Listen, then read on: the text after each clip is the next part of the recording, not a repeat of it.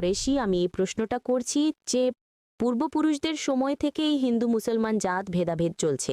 তো আপনি বলেন যে হিন্দু মুসলিম আলাদা আলাদা নয়, এরা সব এক, আমি মানি। কিন্তু ব্যাপারটা হলো, যখন কোনো হিন্দু বাচ্চা হয় তখন তাকে হিন্দু রীতিতে বরণ করা হয়, মুসলিম বাচ্চা হয় মুসলিম রীতিতে বরণ করা হয়, যেমন তার কানে আজান দেওয়া হয়। আর যখন হিন্দু বাচ্চা হয় তার নাম কৃষ্ণ বা রাম নাম রাখা হয়।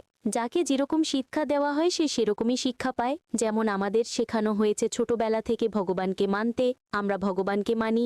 আমরা মুসলমান ধর্মকেও মানি, এমন নয় যে মানি না। আমাকে যেরকম শিক্ষা দেওয়া হয়েছে সেই শিক্ষাকেই আমি মানি। কিন্তু আপনি বলেন যে মুসলিম সঠিক আর হিন্দু ভুল, এমনটা কিভাবে বলতে পারেন? পূর্বপুরুষরা এত বড় মানুষ ছিলেন, তারা অনেক কিছু জানতেন। আমি আপনার সাথে তর্ক করতে পারবো না, কারণ আপনি অনেক কিছু জানেন আর আমি কিছুই জানি না।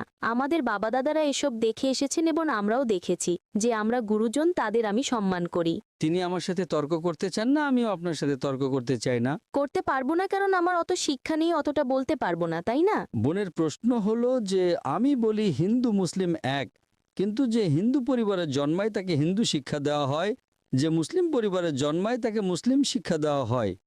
তাহলে এটা কিভাবে বলা যায় যে মুসলিম সঠিক আর হিন্দু ভুল?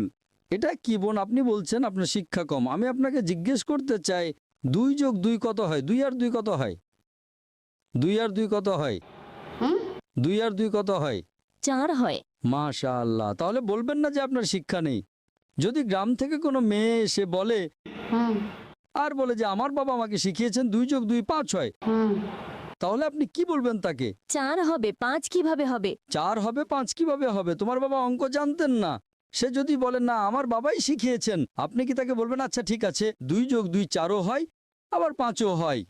এটা বলা ভুল। দুটোর মধ্যে অনুসন্ধান করতে হবে কোনটা সঠিক, সেটার উপরে আমল করি। না না, আমি কি চাই, হিন্দুও সঠিক মুসলিমও সঠিক, 2+2 4ও সঠিক, 2+2 5ও সঠিক।